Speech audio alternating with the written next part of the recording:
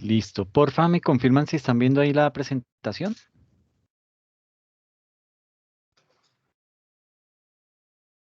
Sí, así es, profe. Listo, muchas gracias. Entonces, la sesión pasada estábamos hablando de más o menos cuál había sido ese recorrido que había tenido que dar Colombia para poder adoptar las NIF en nuestro país. Y veíamos también cómo pues, el decreto 2649, que era el que regía la contabilidad viejita, pues no era tan malo como nos lo hacían ver. Entonces, digamos que en ese orden de ideas, pues veíamos varias causas, veíamos varios aspectos que resultan ser muy importantes para todo el tema de los estándares internacionales. Teníamos estructurada la presentación con unas definiciones del ente emisor, y hacíamos el análisis del decreto 2649, veíamos lo que era el mercado de capitales para poder entender la economía mundial, los requerimientos del Foro Monetario Internacional, que eso lo vamos a ver, los principios básicos del proceso contable y la tabla de entendimiento de las NIF basadas en el decreto 2649. Entonces, hoy finalizamos esta presentación. Veíamos aquí como una pequeña línea de tiempo en donde tratábamos de analizar cómo era esa foto de la actualidad colombiana a inicios del milenio, del nuevo milenio. Entonces veíamos que todavía estaba en funcionamiento la contabilidad digital, el decreto 2649 estaba vigente, pero se encuentran oportunidades de mejora y Colombia implementa la ley 1314 por allá en el año 2009, donde levanta la mano y dice, oiga, yo quiero estándares internacionales. ¿Y por qué se ve obligada a Colombia? Porque básicamente le dicen, bueno, si usted quiere entrar al mercado de valores, obligatoriamente usted tiene que estar con los estándares internacionales aplicados. Y ahí es donde se toma la decisión ya definitiva de aplicar todos los estándares internacionales en nuestro país. Eh, Hablábamos de lo que era el IASI, en qué momento pasó a ser el IASB y cómo eso, digamos, que es lo que está hoy vigente y básicamente cómo es que opera al día de hoy. Em, Veíamos cuál era el paquete de normas que por un lado y como de una manera muy política nos obligó el Fondo Monetario Internacional a implementar. Entonces nos obligaron a implementar todo lo que eran las normas internacionales de contabilidad y las NIF, las normas internacionales de auditoría, todo el sistema documental contable y las normas de aseguramiento de la información. Analizando ya el decreto 2649, veíamos que ahí había una gran pelea entre lo que era la contabilidad tributaria y la financiera, ¿sí? Siempre, digamos que nuestro país ha sido preponderante la injerencia de la parte tributaria en la parte financiera. ¿Por qué? Porque todo va atado en nuestro país digamos que a extraer información de esa parte financiera y se nos volvió fue una contabilidad más tributaria. Entonces, pues digamos que eso no es tan chévere. Eh, no se consideraba o no se contemplaba lo que era la problemática de las micro y las pymes. Siempre se veía desde el punto de vista de las grandes empresas como si en Colombia esa fuera la mayoría y eso apenas cubre un 5% del mercado empresarial en nuestro país. Esa contabilidad antigua no proporcionaba una base clara para el tratamiento de casos como consolidación de estados financieros, todo lo que tenía que ver con el crédito mercantil, los métodos de participación, otros intangibles y el registro ante las instituciones financieras. Entonces, había muchas opciones de acciones de mejora que se podían implementar y que pues hacia allá quería llevarlo el gobierno nacional. Y luego, entramos a analizar por qué era tan importante ese mercado de capitales y por qué nos pusieron el cuchillo en la espalda para poder entrar a ese mercado de capitales. Entonces uno como que decía, bueno, pero ¿qué tiene eso de importante? Y tiene mucho importante. ¿Por qué? Porque en el mercado de capitales es donde usted, digamos que tiene acceso a créditos como país, ¿sí?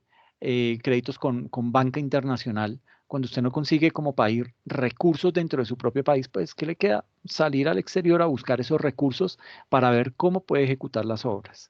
Pero también veíamos que era importante ese mercado de capitales porque es el mercado en donde se puede cotizar en acciones, ¿sí? En donde se pueden transar también títulos de renta fija y un tema muy complejo, pero bien interesante, que es todo el tema de los derivados. Los derivados, pues digamos que dependen, su nombre lo dice, deriva de se me fue la paloma, de un producto que ya tiene una entidad financiera. Entonces, por ejemplo, yo tengo un crédito, entonces pido una carta de crédito para que me amplíen esa posibilidad y yo poder transar en otros países o poder hacer más negocios. Esto de derivados se utiliza mucho en materias primas. Entonces, por ejemplo, un derivado es el futuro. Los futuros, ¿uno qué hace? Con los futuros uno tiene una producción estimada de petróleo y va a una entidad financiera y le dice, oiga, con todo esto del dólar y la pandemia y este tipo de cosas, pues yo quiero como obtener, adquirir un título de futuro para que me garantice la tasa de cambio del petróleo que yo voy a exportar.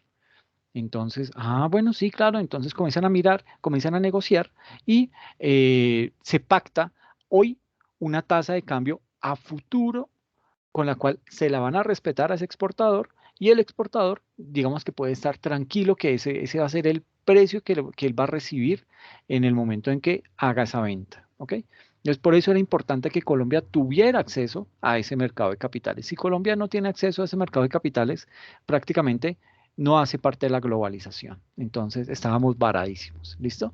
Y veíamos lo importante de ese mercado de capitales, que es un mercado en donde convergen tanto ahorradores como inversionistas. Y todo esta, digamos que los recursos que tienen los ahorradores los legalizan vía instrumentos financieros, o sea, los invierten mediante unos instrumentos financieros en entidades financieras y esos instrumentos financieros, digamos que esa entidad financiera lo que hace es que pone a disposición de estos inversionistas esos recursos, pero no es el único medio. Yo también puedo, como ahorrador, por medio de un instrumento financiero, por medio de una acción, por ejemplo, yo puedo darle dinero a estos inversionistas para que siga creciendo la compañía, pero que a mí me rente mucho más de lo que me renta tener el dinero en una cuenta de ahorros. ¿Ok? Entonces, son muchas las opciones que se tiene vía instrumentos financieros. ¿Ok? Y entonces, hoy entramos a un temita que ya, pues digamos que se denomina, es el cuarto tema que tenemos que ver, los requerimientos del Fondo Monetario Internacional. Y ahí, pues básicamente, es donde nos ponen el cuchillo en la espalda y nos dicen, bueno, o se pasa o se pasa. Y básicamente ahí, pues digamos que estas NIF eh, requieren básicamente que todo profesional adquiera, digamos que esos conocimientos mínimos para poder hacer una adecuada lectura de los estados financieros, ¿ok? Y dentro de esos estados financieros, digamos que el estándar internacional reconoce como estados financieros obligatorios el estado de situación financiera, que antes se denominaba el balance general, el estado de resultado y el otro resultado integral, que era lo que anteriormente estaba en uno solo, que era el famoso estado de resultados o el famoso PIG, el estado de flujos de efectivo, el estado de cambios en el patrimonio y un estado de situación financiera al principio del periodo comparativo. Ese era el famoso ESFA que nos permitía como hacer todo el tema de la transición de la contabilidad antigua a lo que era la normatividad o las NIF. Y hay otro estado que es muy importante. Bueno, no es tanto estado, es más como una información complementaria y es las famosas notas a los estados financieros. Notas que se encargan más de clarificar o de brindar mucha más información al lector de esos estados financieros para que pueda comprender de una manera mucho más clara y por cuenta propia qué significan esas cifras que están reflejadas ahí en ese estado financiero. Y eso es buenísimo porque, vuelvo y digo, le da muchísima más información al, al lector y este pues va a poder tomar una decisión mucho más rápida de si invierte o no invierte en esa compañía. ¿Ok? Entonces digamos que todo esto, digamos que esos conocimientos que empieza a adquirir los profesionales de la contaduría, eh, esos conocimientos también van a ayudar a proyectar el devenir, ¿sí? de esa empresa y de otra parte, va a ayudar también a observar la capacidad que tiene esa empresa para poder generar nuevos flujos de efectivo. Y también, pues digamos que desde esa óptica, pues uno también va a poder analizar la viabilidad del negocio y poder determinar si sigo invirtiendo en esa empresa o no. O si de pronto la gerencia tiene que tomar una decisión de, con base en los estados financieros, de si la empresa va a continuar o de pronto requiere de una reestructuración una refinanciación o de pronto se toma la decisión de terminar el objeto social, ¿ok? Entonces, digamos que ahí las NIF completas, o sea, las del grupo uno, esas NIF se aplican a entes que presentan información financiera al público, ¿ok? ¿Y por qué la tienen que presentar al público? Porque ellos, eh, digamos que como ellos cotizan en bolsa, ¿sí? El hecho de cotizar en bolsa significa que yo recaudo dinero del público, ¿ok? Yo tengo unos instrumentos financieros que llamo acciones, que los transo en la bolsa de valores y va a llegar público, personas como ustedes o como yo, a comprar esas acciones. Para poder yo saber si esa acción es buena o es mala, yo debo tener acceso a los estados financieros. Entonces, esa es una condición de las bolsas de valores. Ellos deben tener toda la información y la deben poner disponible y gratis para el usuario que quiera tomar una decisión de si invierte o no en algún producto que ofrezca la bolsa de valores. Entonces, eh, por ese hecho, pues digamos que las NIF completas son como las más importantes, como las que en las que todo el mundo tiene el ojo puesto, porque bueno, venga a ver este en qué momento hace algo malo, en qué momento se tuerce en el camino y como que es el de más vigilancia, ¿no? Eh, pero existe otro grupo mucho, digamos que no tan exigente en términos de estándar internacional, pero por el hecho de no ser, de no tener la misma exigencia que tienen las de las grandes empresas, las multinacionales y las que cotizan en bolsa, no significa que las NIF que se aplican para las pymes gozan de incredulidad o no, para nada, son igual de importantes, tienen la misma trascendencia a nivel internacional y son bastante buenas, son muy completas. Entonces, digamos que desde ese punto de vista, esa NIF para pymes aplica a ese tipo de empresas cuya información financiera solo le interesa a las personas, o digamos que a los socios de esa compañía. Entonces, las NIF Grupo uno, por su carácter de recaudar dinero del público, digamos que tienen mucho más control, son más exigentes y ellos le tienen que reportar información a sus clientes, tienen que tener información disponible para el público. Las NIF, pues digamos, las NIF para pymes, pues por ser un poquito más pequeñas, pues digamos que se dice que esas NIF solamente le interesan a, a los dueños de la compañía, ¿ok? Entonces, ¿por qué se deben aplicar las NIF? Digamos que las NIF se deben aplicar, ¿por qué? Porque nuestro planeta definitivamente se convirtió en una gran aldea para llevar a cabo todo tipo de negocios, ¿ok? Eh, veíamos, obviamente, antes de la pandemia, cómo el mundo se movía ya sin, digamos que las fronteras era algo como para delimitar y que se utilizaban para algunas cosas específicas, pero prácticamente ya digamos que en tema de negocios, las personas se movían tranquilamente por el mundo, ¿sí? Eh, es más, para no ir tan lejos y también gracias a la pandemia, el tema de ustedes los jóvenes, hoy los ve uno que fácilmente tienen un trabajo dentro de sus condiciones para aceptar ese trabajo, porque hoy se habla de esas condiciones que ponen los millennials y los centennials para poder aceptar un cargo, es que les permitan trabajar remotamente, ¿sí?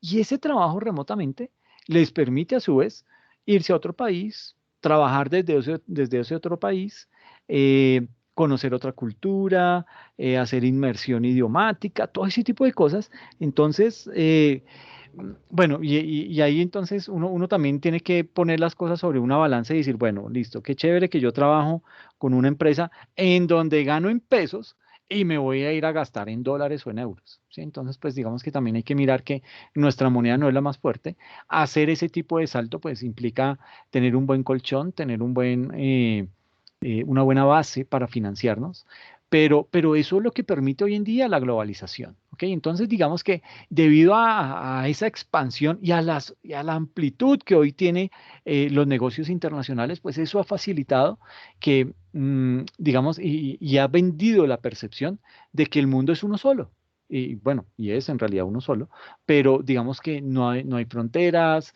las cosas ya son mucho más fáciles, usted ya, si está aburrido, compra un tiquete y se va para Europa y no le piden visa, arranca para México, para Argentina, se empieza a mover en países en donde usted sabe que no le van a poner tantas trabas, y allá se va y vive 2, 3 meses tranquilamente y luego se regresa y así se la pasa. Entonces, pero eso se da hoy en día gracias a que a esa apertura económica, a esa ilimitación de negocios que se están viendo a nivel mundial. Pero también son importantes las NIF porque cada vez son más los países que firman tratados internacionales con regiones o grupos económicos fuertes, ¿ok? Y esto es muy importante. En la medida en que Colombia esté más vinculada con estándares internacionales, con normatividad internacional, eso le va a abrir puertas a hacer negocio con otros países. Eh, por ejemplo, miremos aquí, estos son, esta es una página, se llama tlc.gov.co y hay una sección que se denomina acuerdos vigente. Entonces, ahí vemos los acuerdos que hoy tiene, los tratados de libre comercio que tiene firmados Colombia con otros países. Entonces, tenemos un acuerdo con Israel. Si usted quiere ahondar más en el tema, simplemente le da clic en la banderita del país y le dice en qué consiste, cuál es el análisis y los estudios, y usted entonces descarga toda esa información, la analiza, la compara y si quiere me hace un ensayo. Pero digamos que aquí está toda la información, ¿sí? ¿En qué consiste ese tratado con Israel? ¿En qué consiste el tratado Colombia-México? ¿En qué nos beneficia? ¿En qué nos perjudica? Este sí es el que yo veo más grave. O sea, ¿quién hace un tratado con El Salvador, con Guatemala y con Honduras? O sea, los países más corruptos, Guatemala y Honduras. Y El Salvador que está gobernado por este señor que pues a la larga no es que sea tan malo, pero tiende como a apropiarse del poder. Entonces ya eso como que, "Ey, carajo, ahí eso para dónde va, ¿sí?"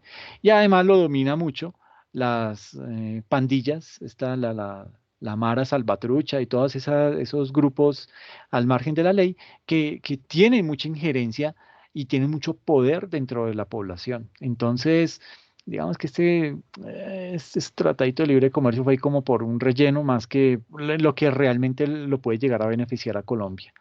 El de la Comunidad Andina de Naciones, este es muy bueno, con Chile, Perú, México y Colombia.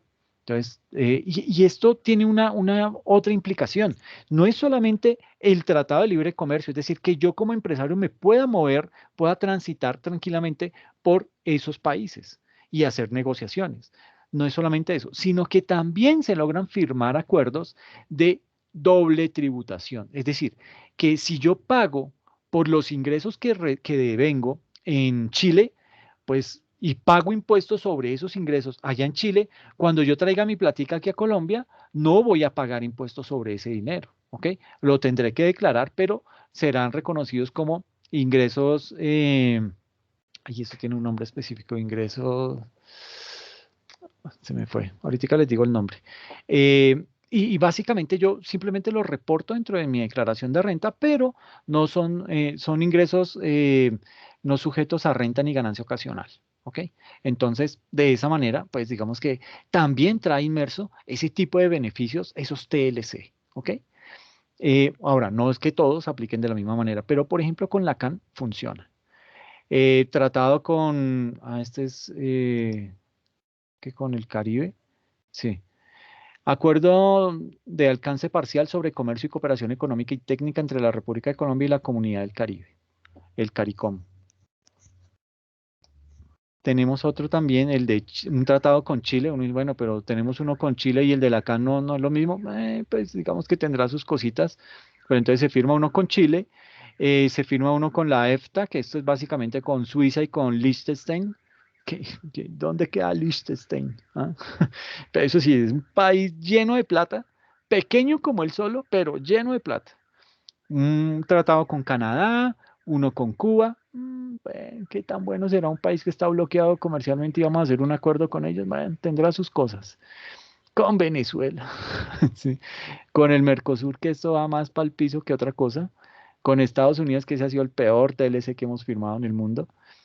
Con la Unión Europea, la Alianza del Pacífico.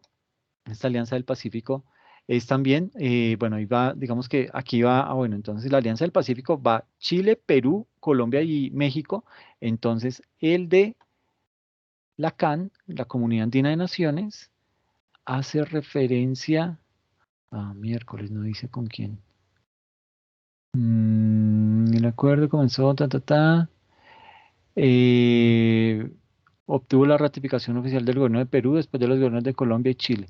En noviembre del 69, Ecuador, Bolivia lo ratificaron y en 1973 Bolivia adhirió y Chile se retiró en el 76. Entonces, básicamente, ahorita estamos ahí como un acuerdo eh, entre Colombia, eh, Ecuador, Perú y Bolivia. ¿M? Entonces, pues no es tampoco así como el más fuerte del mundo, pero el que sí sirve y es bastante interesante es este de la Alianza del Pacífico, que es con Chile, Perú y México.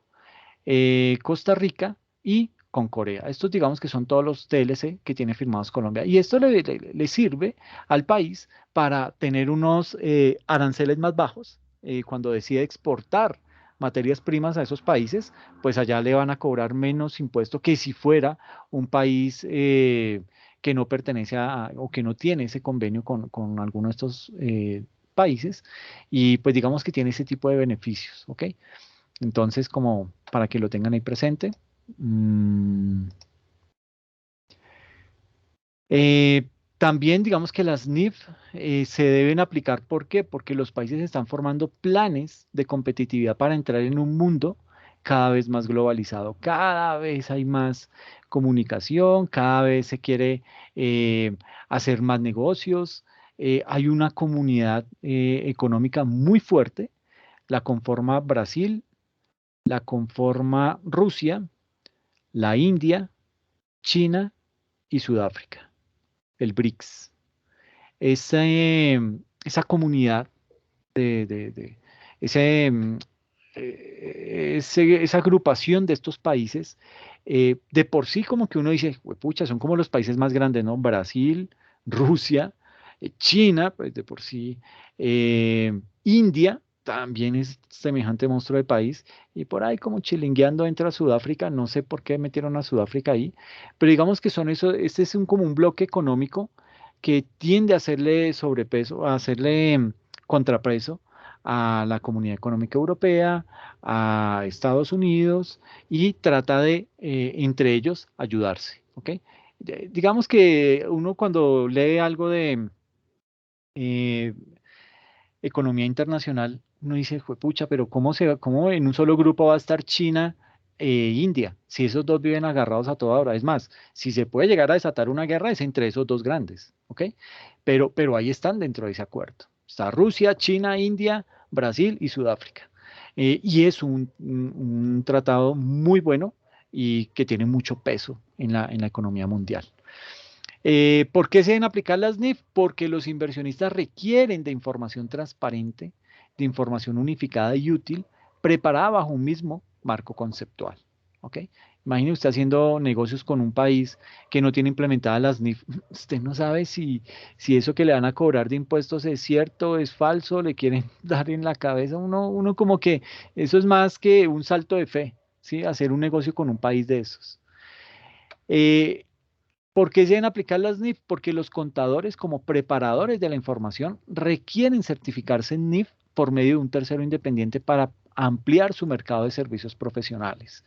Entonces, hoy en día, pues digamos que es fácil que como profesionales nos podamos mover, por lo menos por Latinoamérica, por temas de idioma, ¿no? Pero si a esto usted le añade un inglés y si de pronto le mete un francés también, pues digamos que su potencial se va a elevar, su capacidad de obtener muchos más clientes va a ser más amplia y además porque pues digamos que ya tenemos el bagaje de lo que es las NIF en nuestro país. ¿Listo? Entonces, estas son algunas de las razones por las cuales se deben aplicar las NIF en un país, sobre todo en un país como Colombia. Eh, ¿Cuáles son bueno, pasamos al siguiente punto denominado la tabla de entendimiento de las NIF basadas en el decreto 2649 y aquí vamos a ver lo que son los principales cambios del decreto 2649, o sea, ¿qué era lo malo de este decreto que pasa a arreglar las NIF. ¿Listo? Entonces, digamos que dentro de esos principales cambios, lo primero que surge es todo el tema de políticas contables, ¿sí? La elaboración de esas políticas contables como fundamento principal de la contabilidad está a cargo del comité asesor y son aprobadas por la alta dirección. O sea, las políticas contables no las hace el contador y eso tenemos que, pucha, evangelizar en nuestra empresa y decirle, no, eso no lo hace el contador, eso lo tiene que hacer toda la administración, ¿sí? Porque es que el contador podrá tener una visión genérica de lo que es la empresa, ¿sí? Pero la minucia, el proceso, el procedimiento, esas particularidades que se manejan al interior de la empresa, la conoce cada área, la conoce cada líder de cada proceso y ellos son los que se tienen que reunir para decir, mire, aquí nos toca tener cuidado porque al momento de crear nuestra política contable, nosotros deberíamos, qué sé yo, depreciar por método de línea recta y no por unidades producidas. Ah, bueno, explique. Y comienza la defensa de esa idea para ver si la administración en pleno asume en realidad ese cambio en esa política contable o crea la política contable basada en esa necesidad que tiene la empresa. Frente al tema de políticas contables, eso es un temita que vamos a analizar también acá en clase. Es bien interesante cuál es el impacto de las políticas contables, por qué son tan importantes y por qué son la base de todo lo que son las NIF. ¿Ok? Eh, Luego viene la adopción de las NIF para microempresas, la adopción de las NIF para las pymes y las grandes empresas. Ahora, cuando uno dice adopción de las NIF para las microempresas, pues a ellos no son las NIF con doble I, o sea, ellos no son normas internacionales de información financiera, ellos simplemente son normas de información financiera. Se les quita una I. Entonces es lo que se llama contabilidad, se me fue, contabilidad reducida, contabilidad simplificada, perdón. Entonces, eso es lo que aplican las microempresas, ¿ok? Y entonces tenemos las NIF para microempresas, las NIF para pymes y las NIF para las grandes empresas, ¿ok? En tercer lugar, tenemos todo lo que son las NIF para pymes. Digamos que la entidad cuyos estados financieros cumplan la NIF para las pymes van a tener que efectuar en las notas a los estados financieros una declaración explícita, una declaración sin reservas de dicho cumplimiento, es decir, que están aplicando en la elaboración de esa información financiera las NIF para pymes, ¿ok? Y para ese tipo de empresas, para las pymes, los estados financieros no deberán señalar que cumplen la NIF para pymes a menos que cumplan con todos los requerimientos de esa NIF. Si no están cumpliendo todos, no pueden decir que esa información fue elaborada bajo el estándar de la NIF para pymes. ¿Ok? En cuarto lugar, eh, digamos que los hechos se registran siempre que la empresa tenga el control, siempre que la empresa reciba los beneficios y sobre todo siempre que la empresa asuma los riesgos de ese bien. Eso es importante y eso casi que encaja como con la definición de lo que es un activo según el marco conceptual.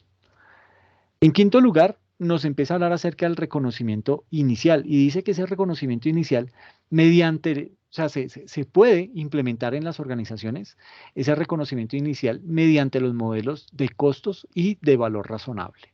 Entonces, cualquiera de esos es válido, pero obviamente uno tendrá que hacer el análisis para poder decir si esto lo voy a medir al costo o lo voy a medir al valor razonable, pero eso va inmerso acá en las políticas contables. Por eso esto es la base de la contabilidad o de ese estándar internacional. En sexto lugar viene todo el reconocimiento posterior. Ese reconocimiento posterior se hace mediante los métodos de evaluación en la fecha sobre la que se informa. Entonces, digamos que una es el valor al que yo adquiero y al que reconozco cuando adquiero un bien inmueble, ¿sí? Entonces lo compré y hice un reconocimiento a costo histórico, ¿ok?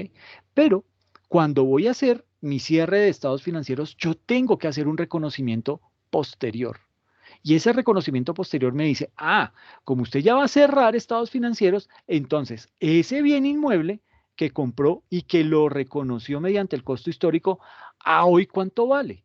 Entonces yo digo, ay carajo, ¿a cuánto vale eso? Entonces digo, ¿será que lo voy a medir? Esa medición posterior, ¿será que la voy a hacer con el valor razonable? Y es lo más recomendable. ¿Por qué? Porque el valor razonable es un valor confiable, es el valor del mercado. Entonces me va a permitir a mí, como cliente, decir, no, ese costo, confío en ese costo porque es el valor del mercado. Es lo que, digamos, es lo que realmente vale ese bien en un mercado serio y confiable.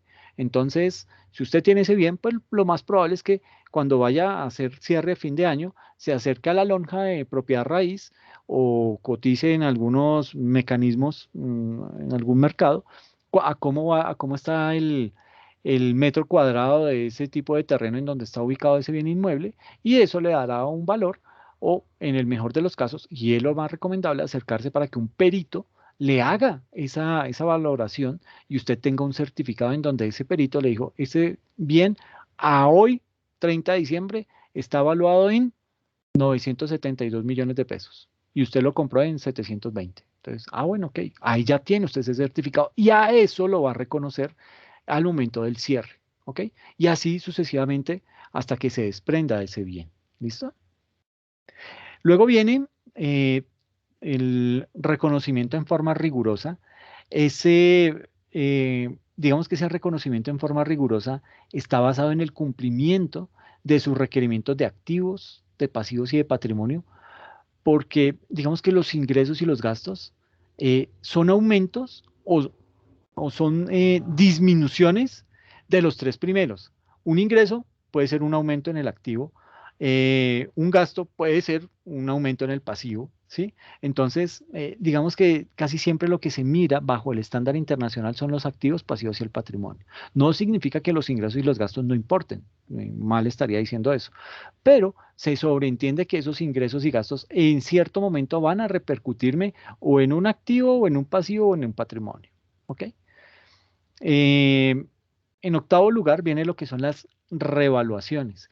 Y digamos que las revaluaciones existen para las NIF plenas y se aplicarán en las pymes.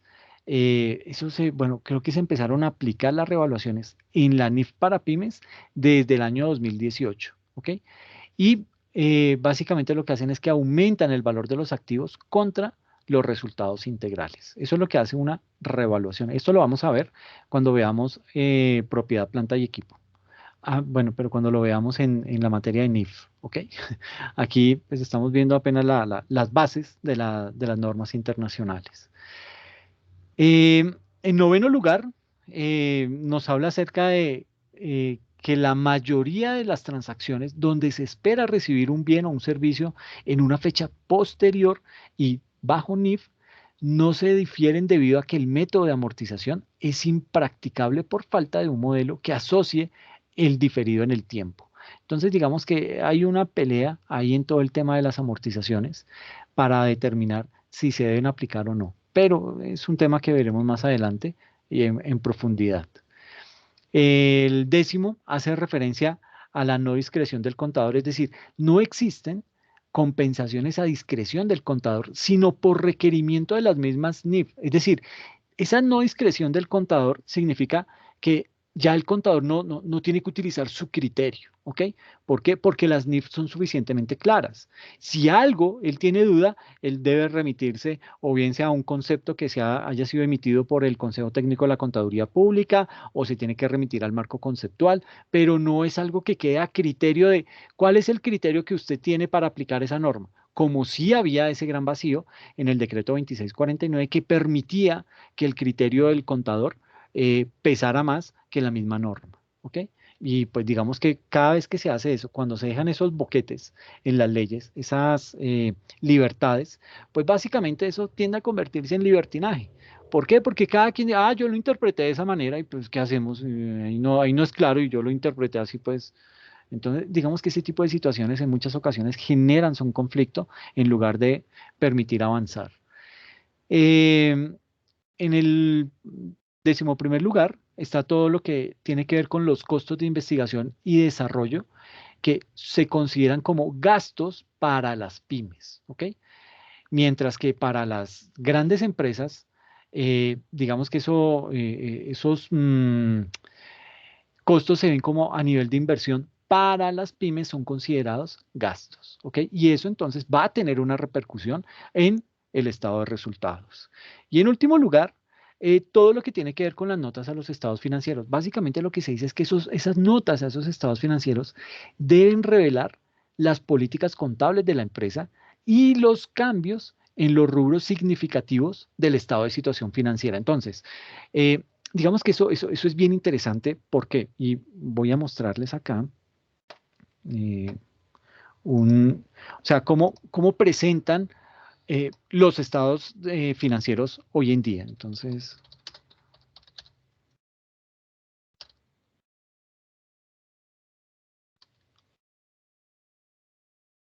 aquí, vamos a entrar a este. Entonces, tenemos acá la información financiera del BBVA Colombia. Esperemos que los encontremos ahí bien. Listo, informes anuales, estados financieros. Entonces, nótese que esta información está abierta, esto es Internet, ¿listo?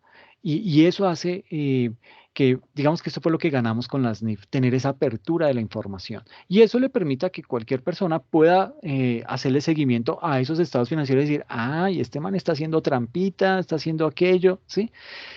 Obviamente eso requiere un estudio mucho más fuerte, pero digamos que a ese nivel se puede llegar. Entonces, por ejemplo, entremos a este informe consolidado del tercer trimestre del año 2020. Si usted ingresa a ese, va a encontrar la siguiente información. Mm, ¿Será que me la descargó? Sí, aquí está. Entonces, ¿cuándo ahora? Y es que es bien importante, ¿por qué? Porque es que la norma internacional exige no solamente aplicar el estándar internacional, sino también trae unas reglas que se deben seguir para todo el tema de elaboración de los estados financieros. ¿Ok? Entonces, encontramos situaciones en donde el mismo estándar internacional define que la información financiera en un estado financiero debe ser comparativa, ¿ok? Comparativo, ¿qué quiero decir? Que debe mostrar el periodo inmediatamente anterior, por lo menos el periodo anterior, con el periodo actual. Y eso me va a permitir a mí ver cómo estaba la caja en el periodo anterior y la caja en el periodo actual, y va a haber una diferencia. Y esas diferencias, por lo general, tienden a ser aclaradas en las notas a los estados financieros, ¿ok?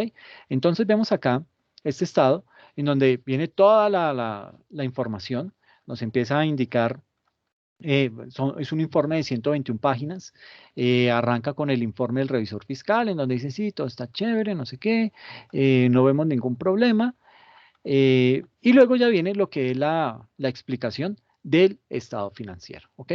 Entonces, nombre de la organización, Banco Bilbao Vizcaya Argentaria, Colombia, SAI subordinadas y estamos analizando el estado condensado, consolidado de situación financiera en millones de pesos colombianos. Entonces, lo primero que hay que analizar es, estamos viendo el periodo 30 de septiembre de 2020 en comparación con el cierre del año inmediatamente anterior. ¿Ok?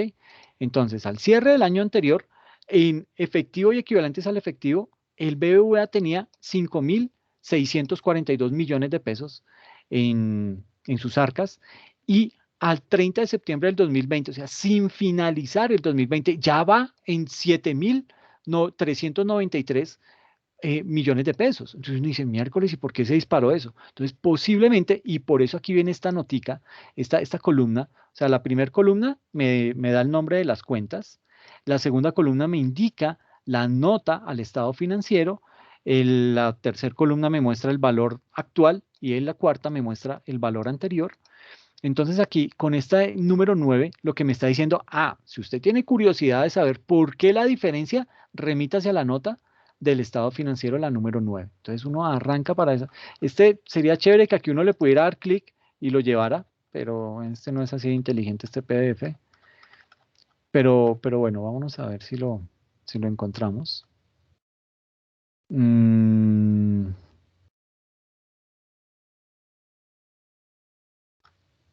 perdón, esto es...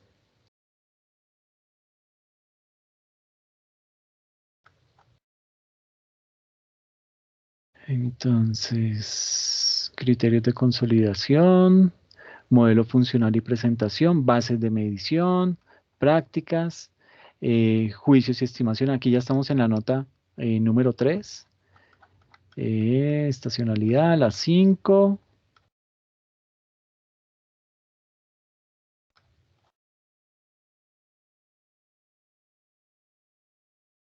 Miércoles. Si es que hay unos que se despachan en información. La nota del estado financiero, la número 6, la 7.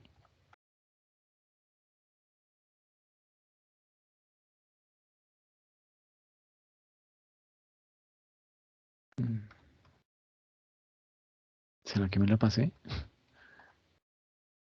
7. No, la 8.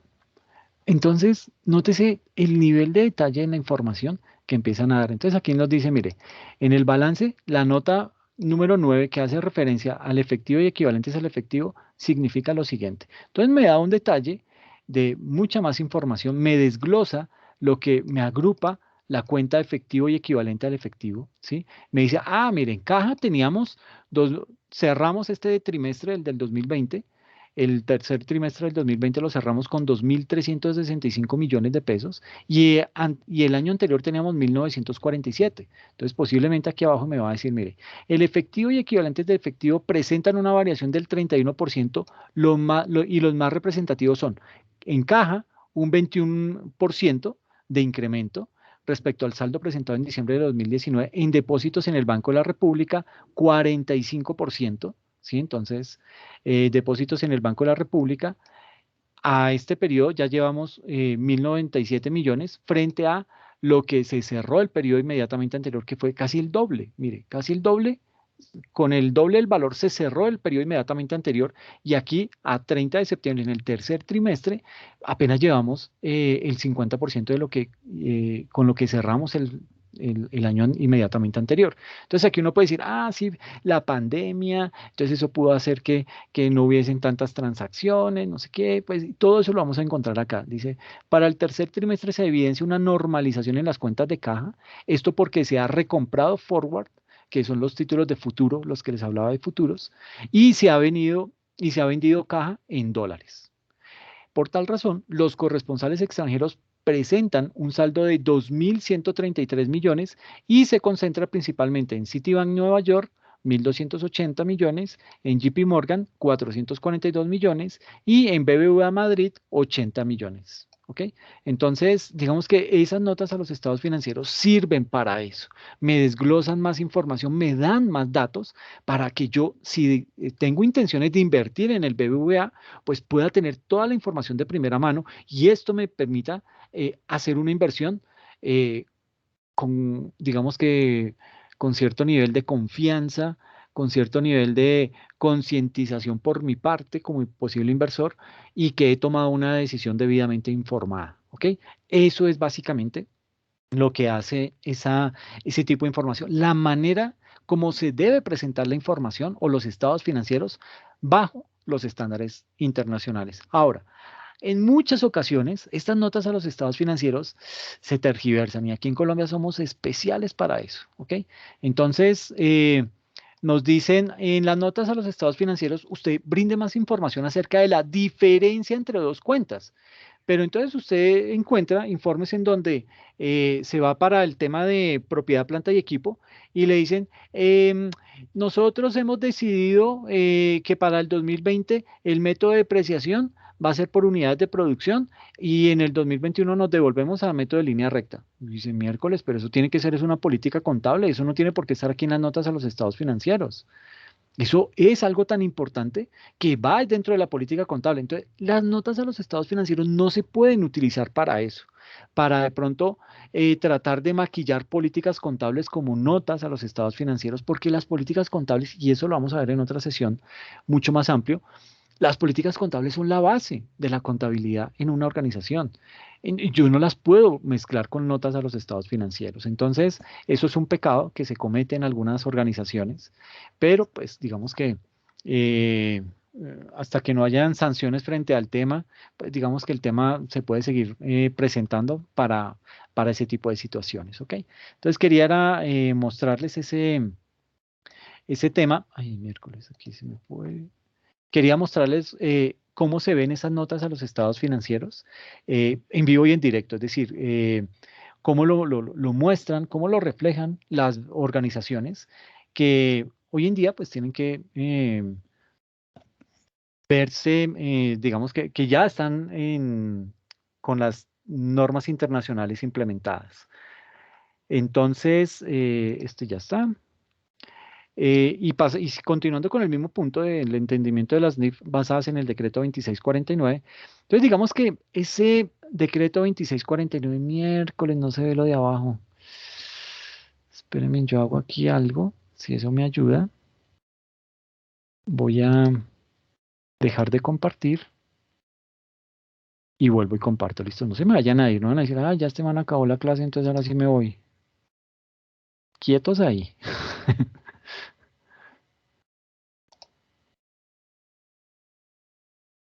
Miércoles, listo, ahí ya se ve bien. Entonces, básicamente aquí, esto es un mapa conceptual de lo que es el decreto 2649. ¿Listo? Aquí pues podemos ver que el decreto 2649 tiene unos grandes bloques que lo conforman. El primero de ellos es todo lo que tiene que ver con las normas básicas, ¿ok? Unas normas básicas que son ese conjunto de conceptos que fundamentan la información contable. ¿Y de quién? Una información contable del ente económico, o sea, de la empresa. Y nos muestra la empresa con lo que hace, el desarrollo de su actividad económica. Unas normas básicas que van orientadas a todo el tema de continuidad, es decir, si la empresa va a continuar desarrollando sus operaciones en el siguiente periodo, que es lo que en NIF se denomina la famosa hipótesis fundamental de, negocio en marcha, así se llama, hipótesis fundamental de negocio en marcha. Y es básicamente algo que en los estados financieros siempre se debe decir. Y eso arranca, así arrancan las notas a los estados financieros.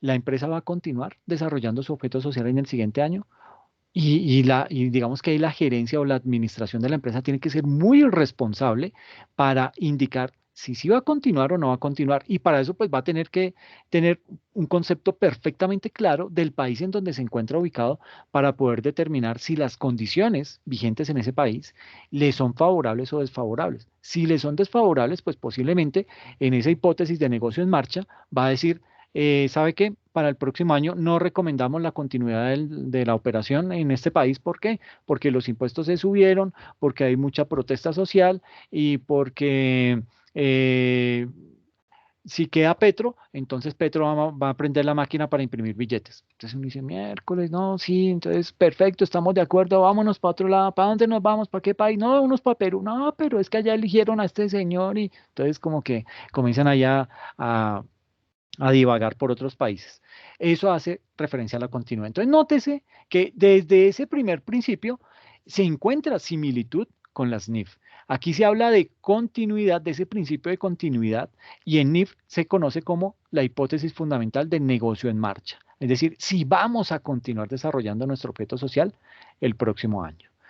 También se habla acerca de la unidad de medida, y esto también lo habla las NIF. Lo que pasa es que con las NIF es mucho más amplio. Dime. Vâng. Ya me ¿Alguien, metió a la 6 y quedé ¿alguien quiere difícil participar? participar. Es que hay un micrófono abierto. Ok, muchas gracias. Entonces les decía que el tema de la unidad de medida, también, aquí pues era explícito el decreto 2649, obviamente en el periodo en que se creó, que fue reglamentado en el año 93, pues ni idea de que esto se iba a volver que el efecto de la globalización iba a tener tanto impacto a nivel mundial. Y aquí pues nos limitamos. Dijimos, ah, no, aquí la unidad de medida pues es el peso colombiano, ¿ok? Las NIF ya son más laxas en el tema. Le dicen, no, pues usted especifique en los estados financieros ¿cuál es la unidad de medida? ¿Con qué moneda lo está haciendo? ¿Con pesos, con dólares, con euros? Usted es libre de hacerlo, pero especifíquelo en los estados financieros. El periodo, aquí dice periodo, pero es el periodo, y digamos que eso también lo tiene la SNIF, se entiende por un periodo contable mínimo del 1 de enero al 31 de diciembre, eso es el año, y básicamente eso es lo que cubre un periodo contable, pero no significa que las empresas se tengan que limitar a que solamente deben hacer cortes rigiéndose a esa unidad de periodo. Una empresa lo puede hacer mensual, bimestral, trimestral, semestral, anual, es decir, la empresa es libre de eso, pero tomando como medida el que un periodo contable va del 1 de enero al 31 de diciembre, ¿ok? Todo lo que tiene que ver con la unidad de evaluación o medición, la esencia sobre la forma, la realización, la asociación, la revelación plena y la prudencia. Esta revelación plena también hacía referencia a esa parte como de las notas a los estados financieros, ¿ok? Eh, y también tiene unas normas básicas frente a los estados financieros, en donde determina cuál es la importancia de esos estados financieros, qué tipos de estados financieros son los que se deben presentar y cuáles son los estados financieros de propósito general, que es muy similar a lo que tiene las NIF. Las NIF nos dicen, mire, estos son los estados financieros mínimos que usted como empresa debe elaborar, que fueron los que vimos en el slide anterior. Lo mismo lo tenía el decreto 2649, ¿ok? Y los elementos de los estados financieros, activo, pasivo, patrimonio, ingresos, costos y gastos, ¿ok? ¿Cuáles eran las cuentas que también hacían parte de esos estados financieros? Las cuentas de orden, las de orden fiduciaria, las de orden fiscales y las de orden de control, que esto sí se eliminó con el estándar internacional. Y este decreto 2649 también tiene unas normas técnicas sobre registros en libros, sobre revelaciones, y aquí se habla de las notas a los estados financieros, ¿sí? Unas normas técnicas sobre todo lo que tiene que ver con las cuentas de orden, todo esto que está aquí abajo, y con las cuentas de resultados, ¿ok? Entonces, frente al registro de libros, pues que debe haber unos libros, esos libros deben estar registrados, y deben, em, eh, digamos que debe quedar también en donde se registra, pues esos libros van a quedar expuestos, van a quedar para que puedan ser exhibidos y da unas pautas sobre cómo llevar esos libros. Frente al tema de revelaciones, habla de las notas a los estados financieros, la norma sobre la norma general sobre las revelaciones, los rubros del balance general, del estado de resultados, en fin, digamos que mucho de esto lo vemos todavía reflejado en las NIF, en el estándar internacional. De pronto mejorado, de pronto con algunos cambios que en realidad sirven y se adaptan fácilmente al país, pero básicamente este decreto 2649 no estaba tan mal, no estaba tan lejos de lo que hoy es el estándar internacional. ¿Por qué? Porque tal y como se los decía la sesión anterior, este decreto 2649 que regía esa contabilidad deriva también de un estándar internacional, ¿ok? Entonces, por eso mucho de esto tenía gran concordancia cuando se empezó a trabajar la implementación de las NIF en el país. Mm, Miércoles, ¿qué pasó acá? No anda, listo. Entonces, ¿cómo son las estructuras? ¿Cuál es la estructura de una NIF? Una NIF por lo general tiene un índice en donde muestra cuál es el contenido, ¿sí? Tiene un prólogo en donde da como una abreboca de lo que es esa NIF de la cual quiere expresar. Da una introducción, nos muestra lo que es el propósito y el valor normativo, el alcance que tiene esa NIF, quiénes son los usuarios y sus necesidades de información, cuál es el objetivo que persigue el desarrollo o la implementación de esa NIF en los estados financieros. Habla acerca del estado de situación financiera, cuál es el desempeño de ese estado, los cambios en la posición financiera, en fin. Esto, digamos que es como la primera parte de de esa NIF, de cómo se crea una NIF hoy en día. Viene también lo de las hipótesis fundamentales. Son dos. La de la hipótesis fundamental bueno, hoy en día el nuevo marco conceptual desecha esta base de acumulación o devengo, que es lo que en la contabilidad antigua conocíamos como causación, ya no lo llama hipótesis fundamental, sino que lo manda como a un principio, ¿ok? Y queda entonces como única hipótesis fundamental la de negocio en marcha, que era la que hablábamos anteriormente, y es básicamente que la gerencia determine si la organización va a seguir desarrollando su objeto social el siguiente periodo. ¿Ok? Luego viene todo lo de las características cualitativas de los estados financieros, lo que es la comprensibilidad, la relevancia, la fiabilidad. Luego viene todo lo que son los elementos de los estados financieros. Entonces, para el estado de situación financiera, los activos, los pasivos, patrimonio neto, el desempeño, los ingresos, los gastos, etcétera, todo lo que tiene que ver con el reconocimiento de los elementos de los estados financieros. En fin, eso es básicamente eh, la estructura de una de las NIF. Y aquí vamos a ver lo que es el control versus la propiedad, que digamos que en la contabilidad antigua se decía que un activo era propiedad de la empresa y el estándar internacional o específicamente el marco conceptual tiene por concepto o por definición de activo aquel bien que, sobre el cual la organización tiene control. Es decir, lo controla así no sea de su propiedad, pero está bajo su control. Y ese bajo su control significa que le va a obtener beneficios, pero que también asume los riesgos sobre ese bien. Entonces, vemos acá cómo en la literatura contable el concepto de control de los recursos, el cual se logra en la mayoría de los casos a través de su propiedad, pero que puede darse sin que la propiedad se encuentre presente. Es decir, no necesariamente yo debo ser el dueño de ese bien para ejercer control sobre él. Por otra parte, también existen casos en que, teniendo la propiedad, no pueda disponer de sus beneficios económicos, caso en el cual, bajo una concepción económica, no se estaría en presencia de un activo. ¿Por qué? Porque el activo me dice que yo lo debo controlar, pero que voy a obtener unos beneficios económicos. Y si no cumple uno de esos dos, o sea, si en este caso no está cumpliendo los beneficios económicos, entonces no tiene característica de activo. ¿Ok? La norma internacional define un activo es un recurso controlado, ¿sí?, por la empresa como resultado de eventos pasados del que la empresa espera obtener en el futuro beneficios económicos. Esa es la definición de activo desde el estándar internacional, desde el marco conceptual. Y el decreto 2649 definía activo como un activo es la representación financiera de un recurso obtenido, ¿sí?, por el ente económico como resultado de eventos pasados de cuya utilización se espera que fluyan a la empresa beneficios económicos futuros. Entonces, nótese que la diferencia entre lo que da el marco conceptual de las NIF en la definición de activo frente a cómo lo definía el decreto 2649 no es mucha, y la diferencia radica en el obtenido y aquí en el controlado. ¿Sí? Entonces, por eso este slide lo bauticé como control versus propiedad.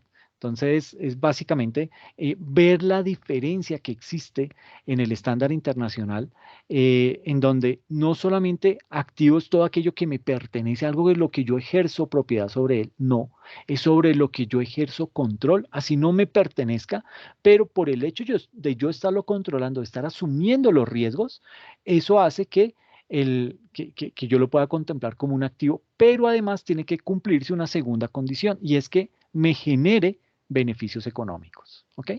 Entonces, eso para tenerlo en cuenta porque puede salir en el examen. ¿Ok? Bien. Aquí también, digamos que frente al tema del reconocimiento de los hechos económicos, el artículo 47 decía que el reconocimiento es el proceso de identificar y registrar o incorporar formalmente en la contabilidad los hechos económicos realizados. Esto lo decía el decreto 2649. Para que un hecho económico realizado pueda ser reconocido, se requiere que corresponda con la definición de un elemento de los estados financieros que pueda ser medido, que sea pertinente y que pueda representarse de manera confiable. La administración debe reconocer las transacciones en la misma forma cada periodo, salvo que sea indispensable hacer cambios para mejorar la información. ¿Ok? Es decir, aquí el tema de las políticas contables, digamos que era muy abierto, ¿sí? Si se quería, se implementaban, si no, pues no había tanto problema, pero nótese que es que la misma ley era laxa. Decía que la administración debe reconocer las transacciones en la misma forma cada periodo, salvo que sea indispensable hacer cambios para mejorar la información. Entonces yo fácilmente podía cambiar las reglas del juego y acomodarla a mi beneficio en detrimento de los socios, en detrimento de algún proveedor, etcétera, etcétera, porque me estaba autorizando modificarla, ¿sí? En las NIF eso ya no se puede hacer, ¿ok? Aquí se habla en las NIF, el artículo 10 habla acerca de lo que es la evaluación o medición y dice que tanto los recursos como los hechos económicos que los afecten deben ser apropiadamente cuantificados en términos de la unidad de medida. Con sujeción a las normas técnicas son criterios de medición aceptados el valor histórico, el valor actual, el valor de realización y el valor presente. Valor o costo histórico es el que representa el importe original consumido u obtenido en efectivo o su equivalente en el momento de realización de un hecho económico, ¿sí? Con arreglo a lo previsto en este decreto, dicho importe debe ser reexpresado para reconocer el efecto ocasionado por las variaciones en el poder adquisitivo de la moneda. Entonces, empezamos a ver cómo la normatividad, digamos que el decreto 2649 empieza a quedarse corto en muchas cosas, ¿sí? ¿Por qué? Porque trata de decirle, mire, si usted lo considera, señor preparador de la información o señor contador, si usted lo considera, pues puede tomarlo por este lado o usted aplique su criterio, ¿sí?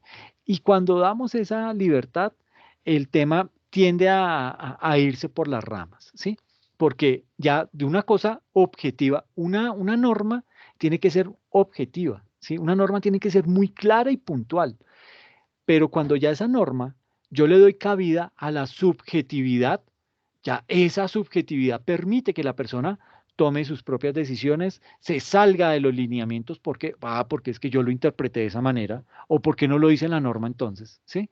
Entonces, son situaciones que como ente regulador, pues digamos que se trató de legislar de una manera muy abierta, que a la larga es muy malo para un país y sobre todo cuando estamos hablando de legislación para la parte contable y financiera de una organización.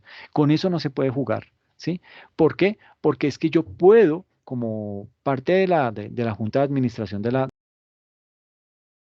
yo podría estar maquillando información. Y por eso es que se han presentado los grandes fraudes a nivel mundial, ¿sí? Todo lo que ha pasado con Enron, con WorldCom, con todo este tipo de empresas que quebraron literalmente debido a trampas que hacían desde la parte contable, ¿ok? ¿Eso qué quiere decir? Que el contador estaba involucrado, ¿ok? Entonces, digamos que hay que tener mucha precaución frente a ese tipo de cosas. Eh, También, digamos que en el decreto 2649 se hablaba acerca de lo que era la revelación plena. Aquí por revelación plena se dice que el ente económico debe informar en forma completa, aunque resumida, o sea, en las notas a los estados financieros, todo aquello que sea necesario para poder comprender y evaluar correctamente su situación financiera, los cambios que ésta hubiera experimentado, los cambios en el patrimonio, el resultado de sus operaciones y su capacidad para generar flujos futuros de efectivo. La norma de revelación plena se satisface a través de los estados financieros de propósito general, de las notas a los estados financieros, de información suplementaria y de otros informes, tales como el informe de los administradores sobre la situación económica y financiera del ente y sobre lo adecuado de su control interno. Entonces, esto era lo que el decreto 2649 hacía referencia sobre lo que era la revelación plena, que en NIF conocemos como norma general sobre revelaciones. Y aquí dice en forma comparativa, cuando sea el caso, los estados financieros deben revelar por separado como mínimo la naturaleza y cuantía de cada uno de los siguientes asuntos, preferiblemente en los respectivos cuadros, para darles énfasis o subsidiariamente en las notas. El ente económico, entonces el nombre, la descripción, la fecha de constitución, etcétera, la fecha de corte o periodo al cual corresponda la información y algo muy importante, las principales políticas y prácticas contables, tasas de cambio, índices de reajuste o conversión utilizados, etcétera. Todo ese tipo de situaciones deben hacer parte de esas notas a los estados financieros, ¿ok? Y eso lo traía también el decreto 2649. Entonces, en esa parte no estábamos tan lejos porque podíamos tener una parte donde podíamos explicar ese tipo de información. Que algunas empresas no lo hacían, ok, se lo compro, ¿sí? Pero eso se debe a esas falencias que tenía la norma debido a que no había un ente que se encargara de regular o de hacerle seguimiento a la evolución contable en el país. Y eso llevó pues a que esa contabilidad antigua en realidad se degradara o se fuera desvaneciendo en el tiempo. ¿Ok? Principios básicos del proceso contable. Ya esto pues digamos que eh, todo lo que, y siguiendo en ese comparativo, aquí digamos que estamos hablando de un reconocimiento inicial, ¿sí? Pasa luego a una medición inicial, luego se tiene una medición posterior, se hace una eliminación o una baja en cuenta y se hace una presentación en estados financieros y la revelación. ¿Ok? Eh, y los principios básicos que sustentan el proceso contable, o sea, este que estábamos hablando acá, el reconocimiento inicial, la medición posterior, la eliminación o baja en cuenta y la presentación y revelación, digamos que lo hemos aplicado a manera de ejemplo con lo siguiente. Tenemos el estándar de los inventarios, el reconocimiento inicial, ¿quién nos lo da? El marco conceptual. ¿Sí? Nos dice cuáles son los mecanismos que yo puedo utilizar para hacer reconocimiento inicial del tema de inventarios en la organización. Como métricas para hacer esa medición inicial, yo puedo utilizar los costos más los costos directamente atribuibles, o sea, esto es costo histórico. La medición posterior, yo puedo utilizar el modelo del costo o el modelo del valor razonable para medir la medición posterior de mis inventarios. Si yo debo hacer algo de eliminación o baja en cuenta, debo aplicar lo que es el deterioro. Esto es el valor razonable o importe recuperable si se aplica el modelo del costo. Con esto de deterioro, digamos que cuando lleguemos a NIF, vamos a enfatizar mucho en inventarios. Digamos que hay muchas partidas en NIF que son susceptibles a deterioro. Entonces tenemos el deterioro en inventarios, tenemos el deterioro en instrumentos financieros, tenemos el deterioro en propiedad, planta y equipo, y en muchos más. Pero entonces digamos que cuando estemos en NIF vamos a empezar a mirar definición, pero hacer toda la parte práctica de cómo se calcula el deterioro, cuáles son los mejores eh, procedimientos, las mejores prácticas para realizar ese cálculo del deterioro, etcétera, etcétera. Y cómo voy a presentar esa información en los estados financieros, ¿ok? Dependiendo si es las NIF plenas o NIF para pymes. Y lo mismo pasa con propiedad, planta y equipo. Todo lo del reconocimiento inicial lo encuentro en el marco conceptual.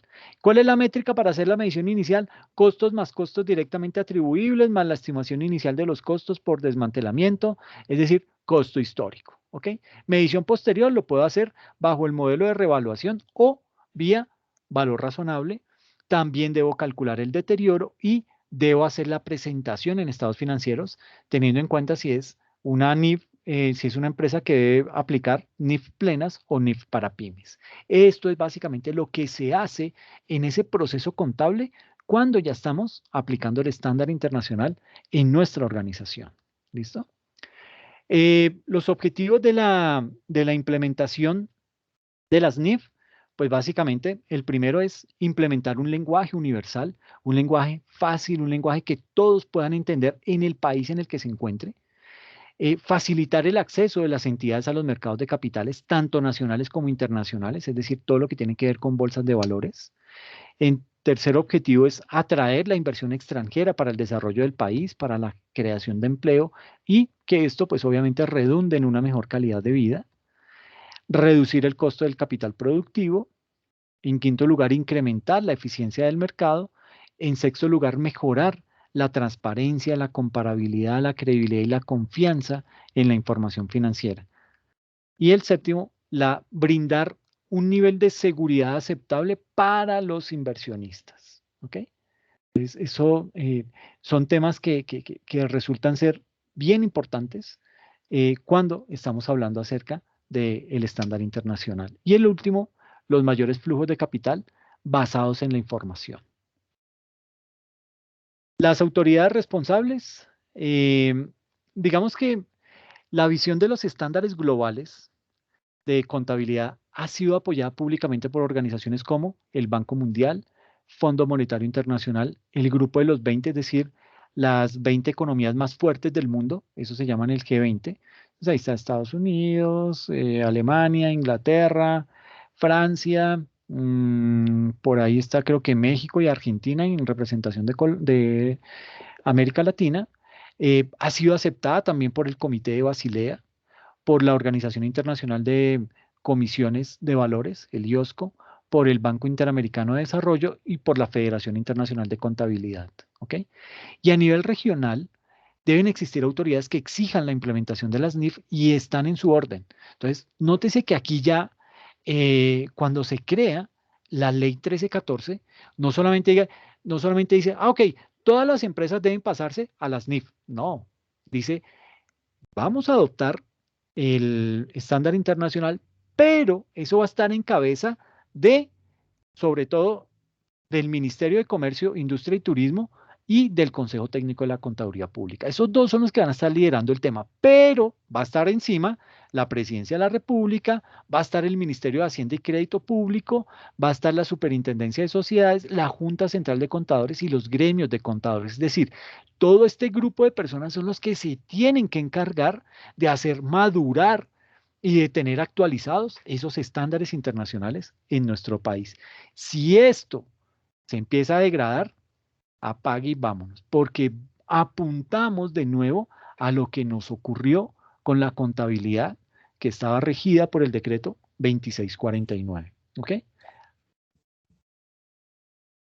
¿Alguien que sí que ya estoy cansado de hablar tanto?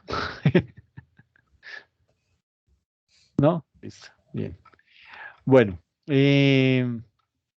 ya para terminar y cerrar este tema, digamos que la contabilidad según las NIF, eh, digamos que las NIF no describen un concepto de contabilidad. No es así de puntual, no es así enfático, pero sí hace que todos los países giran en torno a las palabras clave que describen un proceso en donde, digamos que convergen las siguientes actividades. Por ejemplo, dice que recolecta. ¿Y qué quiere decir eso de recolecta?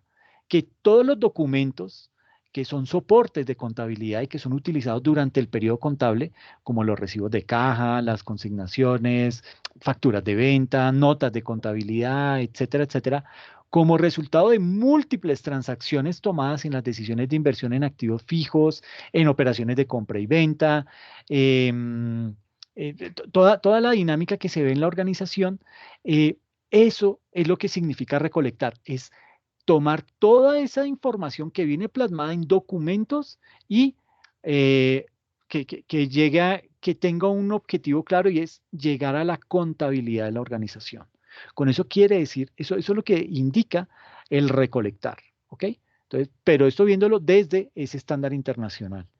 El segundo componente, él identifica, digamos que ese identifica en cada transacción la sustancia o, bueno, digamos que la realidad económica, independientemente del soporte de contabilidad, que es ese soporte de contabilidad, pues viene siendo más, es un requisito formal, ¿ok?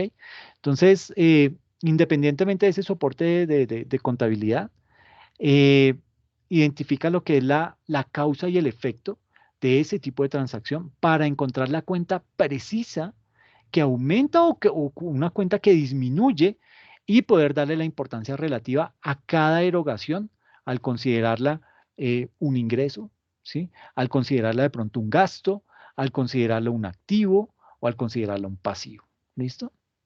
Desde el punto de la medición del valor económico, aquí hace referencia a la medición del valor económico de la transacción. Y ahí básicamente lo que hace es que se verifican precios, se pueden hacer cálculos aritméticos, y digamos que también hay un aspecto bien importante de la contabilidad y ese aspecto es la medición de los bienes y la capacidad para producir riqueza para esa empresa. Entonces, esto es bien importante porque si yo no tengo la capacidad para hacer esa medición de lo que ese bien me va a generar como utilidad o rentabilidad para la organización, pues yo definitivamente no le voy a poder hacer un control porque no sé qué es lo que me debe producir, no sé si eso que está produciendo es bueno o es malo, ¿sí? Entonces simplemente como que, sí, ahí va, ¿sí? Entonces hay que tener perfectamente claro y poder medir cuánto es lo que ese bien me va a producir a lo largo de un periodo contable. El cuarto hace referencia a clasifica Y eso quiere decir que clasifica cada documento soporte de contabilidad, pero lo hace de una manera específica, lo hace por grupos homogéneos de operaciones. Entonces, por ejemplo, tenemos los ingresos de caja, ¿sí? Tenemos las facturas de ventas, las facturas de compras, los comprobantes de pago, las notas de contabilidad, de ajustes contables, etcétera, etcétera. ¿Ok? Entonces, hace esa clasificación, lo hace por grupos, ¿listo? Luego que los clasifica, pasa y los codifica. Entonces, cada soporte en la parte pertinente mediante un código establecido en el plan de cuentas, eh, digamos que ahí va a aparecer identificado con ese código. Entonces, digamos que países como Venezuela y Bolivia ya han planteado planes de cuentas, ¿sí? España sigue un plan de cuentas que fue creado por allá en el 2007. Sin embargo, la Superintendencia de Sociedades acá en Colombia no ha dado ninguna directriz al respecto y se está ocupando del lenguaje extensible de reporte financiero de los negocios, que es el famoso XBRL, para todo el tema de los reportes de las sociedades que están bajo su control. ¿Ok? Eso desde el punto de vista de esa codificación. Pero luego viene el que acumula. ¿Y qué quiere decir ese acumula? Que acumula en el comprobante de contabilidad todas las operaciones similares a una determinada cuenta. Y esto digamos que va a estar expuesto en los soportes de contabilidad por las operaciones que son llevadas a cabo durante un periodo contable, eh, según lo haya determinado la organización. También viene el registra, y quiere decir que registra en primera instancia en los libros auxiliares, pero lo hace con un protocolo y es tomando en cuenta el comprobante de contabilidad. ¿Ok? En primer lugar, se diligencia la hoja control y luego sus respectivas subcuentas que se identifican en cada hoja del libro para elaborar después lo que se conoce como los libros principales de contabilidad y con base en eso ahí sí ya poder presentar los informes financieros. ¿Ok? Luego que ha hecho eso, ese registro, ya puede emitir los estados financieros. Y esos estados financieros los emite mediante la elaboración de la hoja de trabajo con el objeto de verificar la información y de darle el justo valor razonable y poder terminar ese proceso contable. ¿Ok? Luego viene la revelación, ¿sí? Cada uno de los comprobantes del estado de situación financiera en su materialidad y en su relevancia para interpretar la información que sirve de base para la toma de decisiones económicas. Eso debe estar claro, debe estar estipulado en esos estados financieros, pero de una manera clara y comprensible por cualquier lector de ese estado financiero. Luego viene la famosa interpretación. Y esa interpretación hace referencia a que los resultados de la contabilidad justifica su estructura financiera y elabora los indicadores financieros y de gestión, porque no son solamente indicadores financieros, sino también se elaboran a la par unos indicadores de gestión. ¿Para qué? Para poder encontrar respuesta al desempeño de la administración. ¿Cumplió? ¿No cumplió con las metas trazadas? Etcétera. Luego de esa interpretación viene un análisis. ¿Y aquí qué se analiza? Pues básicamente los problemas mediante el estudio de causas y efectos para poder que plantear soluciones y planes de mejoramiento de las situaciones críticas que, digamos, que puede hacer que no permitan lograr el éxito en el mediano o en el largo plazo que se ha trazado la organización.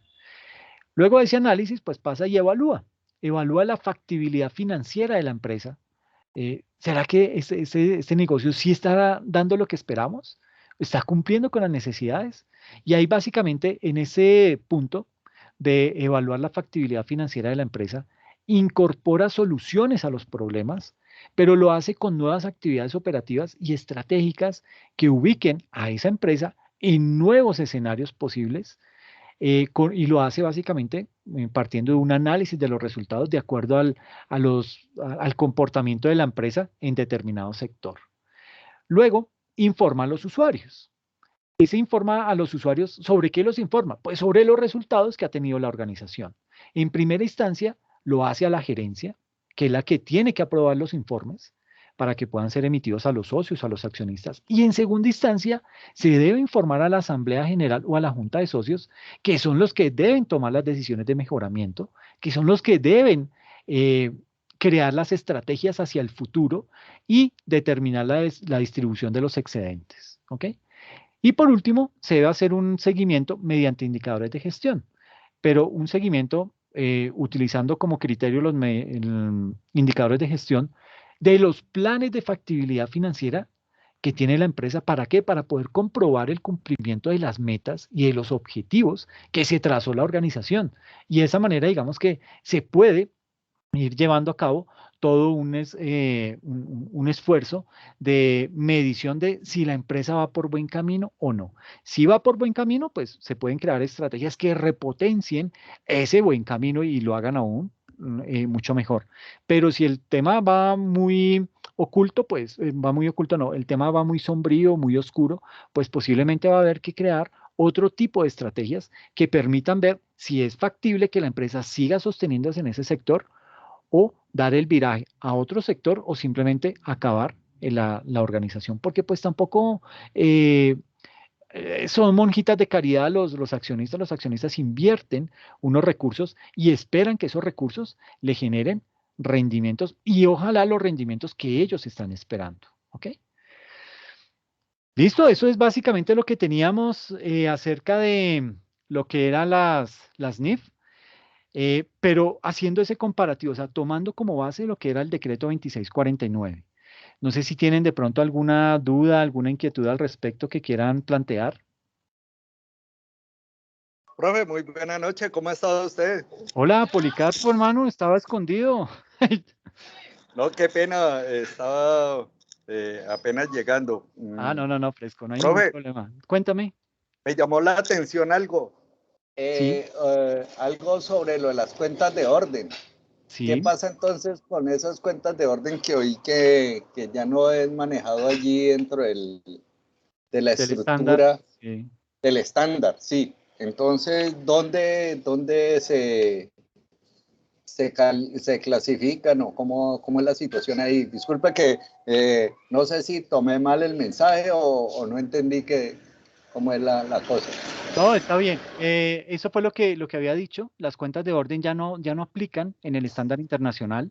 Entonces ya no vemos esas cuentas. Es que las cuentas de orden en la contabilidad antigua se habían convertido como esa caneca en donde algo que usted no quería reflejar dentro de los activos, dentro de los pasivos, bueno, lo mandaba directamente a cuentas de orden. Sí, y allá quedaba como escondido. Como Entonces, escondido, sí. sí, con el estándar internacional lo que se hace es, le dice, no, a mí me acaba esas cuentas de orden, eso que tiene usted allá guardado como cuentas de orden, o me lo clasifica como activo, como pasivo, como patrimonio, o como ingreso, o como gasto, pero no me lo va a tener, no me lo va a seguir mostrando allá como cuentas de orden. Entonces hay que hacer una reclasificación. Por eso, y ese es un ejercicio que vamos a hacer, yo creo que la próxima clase, un ejercicio de cómo fue el paso de la contabilidad antigua al estándar internacional. Esa transición, pero ya vía un ejercicio. Entonces vamos a tener un balance con unos datos, o sea, un cierre contable, y vamos a crear nuestro estado de situación financiera de apertura, el famoso ESFA, que es el que nos permite decir cómo pasamos ese tipo de cuentas y las vamos a agrupar ya en las cuentas específicas que nos da el, que nos da el estándar internacional. Entonces, digamos que ahí lo vamos a ver más claramente, de una manera práctica, y creo que eso va a ser muy chévere. Pero sí, definitivamente, y para darte respuesta, Policarpo, eso se acabó y se tenían que aplicar, se tenían que llevar esas cuentas de orden, uno las tenía que registrar. Si era algo que tenía que ver con el activo, llevarlas al activo o al pasivo, tenía que clasificarlas en alguna de esas cuentas. No podía seguir dejarlas allá como cuentas de orden, ni mucho menos eliminarlas, sino reclasificarlas como activo, pasivo, De patrimonio. clasificar. Exactamente, sí, señor. Ya. Sí, sí, porque yo recuerdo hace muchos años cuando yo ingresé a las entidades bancarias, Sí. era un caos total, ¿no? Por ejemplo, Uy, para enviarle información al Banco de la República, era una cosa muy difícil porque cada, cada entidad financiera tenía su plan contable. Eh, exactamente. yo recuerdo mucho que había una cuenta que era la 48 que me tocaba manejar a mí, que eran las cuentas corrientes, y pues esa en el Banco Cafetero era por allá otra cuenta, en el Banco de Bogotá era otra, y esa no había una unificación. No, difícil, es muy, muy duro, claro, tener todo ese tipo de planes de cuenta, pues es complicado tratar de unificar eso. Y me imagino, si ese problema lo tenías tú, imagínate el Banco de la República, cómo hacía para consolidar todo eso y poder emitir un informe sobre cuál era el diagnóstico del sector financiero. Eh, No, sí, yo, pues claro, ahí era la dificultad, eso era, yo no sé si usted de pronto le alcanzó a tocar, pero en ese tiempo los balances mensuales se cerraba 1 o 2 días las entidades el banco, bancarias y era, sí, era una cosa caótica. de locos, sí. Pero estamos hablando de mucha historia, Policarpo, y aquí hay mucha gente joven. Eso es muy cierto, eso es muy cierto. A mí sí me tocó toda esa transición. No, No, ya claro, aquí, eso muchos es pasamos por historia esa. patria para muchos. Sí. Bueno, una buena Daniel, noche, profe. gracias, Policarpo. Daniel, cuéntanos, tienes la manito levantada. Buenas noches, profe. ¿Cómo vas? ¿Bien, Bueno, bien? pues bien, señor. Pues una preguntita para su merced y también para el- el compañero Policarpo. Como Sí, usted, como su merced nos había dicho, habían empresas grandes que, que ya que estaban metiendo la contabilidad que ellos manejaban, pero también la contabilidad que manejaban las NIF. sí, Entonces, como dice el compañero, antes era un rollo todo, pero esas entidades bancarias debieron también tener esas NIF y aplicarlas para esas cuentas, ¿sí? sí. Entonces, pues tampoco era tanto el rollo antes, ¿no? Pues bueno, digamos que el tema se facilitaba, bueno, y básicamente yo hacía colocaba como ejemplo las entidades financieras. Las entidades financieras, esto de pronto suena feo, pero casi que llevan una doble contabilidad, es decir, una contabilidad bajo los principios del decreto 2649 y una contabilidad bajo NIF. ¿Por qué? Porque ellos sí estaban cotizando en bolsa. Entonces, caso Sudamericana, bueno, el Grupo Bancolombia, el Grupo Aval, esas entidades ya estaban cotizando en bolsa y a ellos les surgía, ellos no podían, digamos, si usted va a golpear a la Bolsa de Valores de Nueva York con unos estados financieros elaborados bajo el decreto 2649, pues le dice, no, pues muy chévere, pero eso no me sirve, eso yo no sé si eso está bien o está mal. Si usted me trae los estados financieros bajo estándares internacionales, es decir, bajo NIF, yo le recibo esa información y usted puede empezar a cotizar en bolsa. Entonces, ¿ellos qué hacen?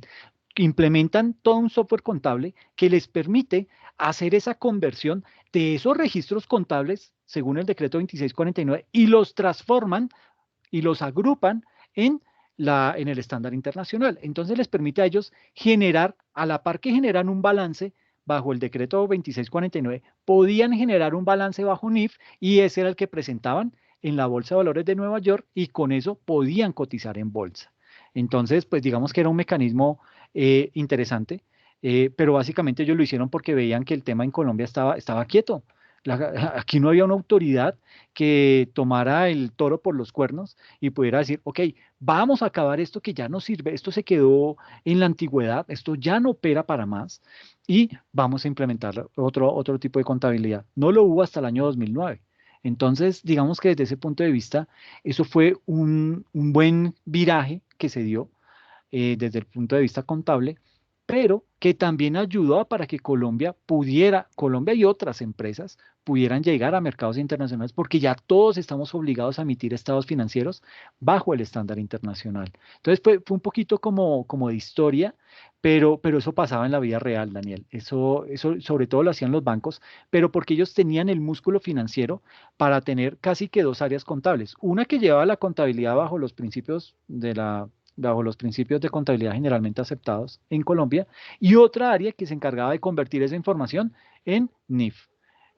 Obviamente, cuando se implementan las NIF acá en Colombia, pues para ellos no fue tampoco tan fácil como decir, ah, no, ya tengo, entonces quito el software que me manejaba la contabilidad bajo los principios de contabilidad generalmente aceptados, quito eso y dejo el software que me maneja las NIF.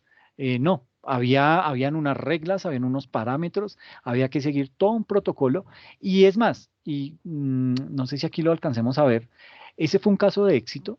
El, la, ese proceso de migración que tuvo el sector financiero, entiéndase por sector financiero, los bancos, las corporaciones, las aseguradoras, etcétera, etcétera, los fondos de pensiones, todo eso, todas esas entidades, fue un caso de éxito, de migración exitosa a las NIF. ¿Por qué? Porque tuvieron, digamos que lo manejaron como un proyecto que tenía un líder, ese líder daba una serie de tareas, unas tareas que se iban controlando, tenían unos tiempos, unos plazos, y eso permitió que todo el sector financiero trabajara a la par, juiciosamente, y pudiera sacar adelante eso tiene otro nombre, no es la migración a NIF, sino la transición de esa contabilidad antigua al estándar internacional. Pero fue un caso de éxito y fue bastante bueno. Yo creo que lo alcanzamos a tocar por allá al final del curso, ¿ok? No sé si te quedó, si me hice entender, Daniel. Sí, sí, señor. Ah, ok, perfecto. Bueno, Profe, una buena noche. Muchas gracias por su clase. no, Policarpo, a Estamos hablando, que ustedes. esté muy bien. Listo, Me cuídense retiro mucho. porque tengo un compromiso que esté muy Tranquilos, bien. cuídense, que estén bien. Y aprovecho entonces, pues, para decirles a todos que el fin de semana, pues, es la entrega de la actividad. Pero el fin de semana también se va a realizar el examen, ¿ok? Entonces ténganlo presente, yo les voy a mandar un correíto, el día sábado les escribo, miren, ya está habilitado el examen, ese examen va a estar habilitado todo el sábado y el domingo hasta las 23:59 de la noche, ¿listo? Cuéntame, Profe, Julie, ¿tienes? Ah, perdón, ¿quién? profe, Hola, Giovanni, ¿cómo está, profe? ¿qué tal? ¿Cómo Profe, vas? una pregunta para que haga el favor de aclarar. ¿Solamente es el taller y el examen que habilita? Sí, señor, no es más, no hay más actividades, no hay nada más que hacer, solo el taller y el examen. Profe, el taller es el que, pues yo lo tengo así, que se entiende por un estándar internacional, esas 10 preguntas, ¿verdad? Sí, señor, solo esas 10 preguntas. Profe, Eso, pero para usted ese no nos dice, había dado una semana más. Ah, sí, porque yo me había demorado. Sí, señores. Hola, Erika, muchas gracias por la aclaración. Giovanni, aprovecho. Como yo me demoré en publicar el examen porque tenía un inconveniente con la plataforma, yo dije que les daba una semana más. Es decir, no me lo tienen que entregar el 15, sino el próximo domingo, ¿ok? listo, sería el 22, creo. Sí, el 22. Sí, profe, porque nos Listo. aparece el 22, profe. Perfecto, no hay ningún problema. Si yo les puse eso, yo asumo la responsabilidad. Pero el examen sí va a ser este sábado y domingo, ¿ok? Ah, bueno, profe, muchas gracias. No, a ti, Erika, por haberme aclarado el tema. Muchas gracias. En el taller abajo, donde en las condiciones de entrega dice, cada punto debe tener por lo menos un ejemplo, es decir, los del 1 al 10. Sí, señor. O sea, es decir, que ustedes, el objetivo es que lean acerca Sí, de esa pregunta, y el comentario que hagan lo hagan con sus propias palabras según lo que ustedes entendieron y trate de ejemplificar sí. algo, ¿ok? Bueno, listo, profe. Bien, sí, señor. Muchas gracias. Bueno, gracias, profe. No, a usted, Giovanni. Julie, querías intervenir? Sí, pero es como una pregunta fuera de clase, profe, a ver si su Dime, merced sabe. dime. Nosotros tenemos que presentar ahorita las pruebas T y T, ¿sí? Sí. Ese es un requisito para poderse graduar las personas de técnico. Sí, creo que, bueno, no sé si sea un requisito de grado. Lo pide el ministerio para que todos aquellos que van que están próximos a graduarse presenten esa prueba, ¿sí? Pero no sé si está contemplado dentro de los requisitos de grado. ¿Ok? Ahí sí Profe, creo que me sí. corchas. ¿Sí? Mira, Giovanni. Creo que sí, porque la coordinadora, yo no pude escribir porque en esos días no estaba la plataforma habilitada y yo tenía un problema.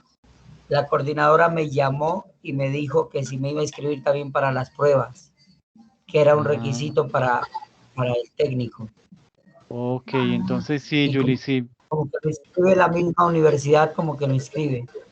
Ah, perfecto, qué bien. Sí, profe, sí es un requisito.